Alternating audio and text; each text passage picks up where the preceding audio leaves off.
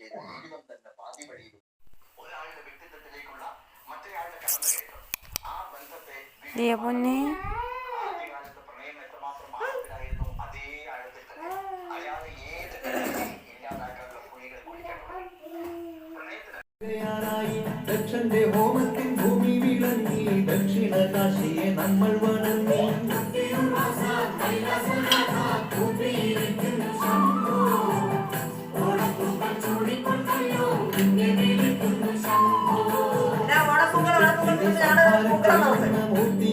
ഓണപ്പൊങ്കൽ തന്നെ പൂക്കളം നമ്മളോ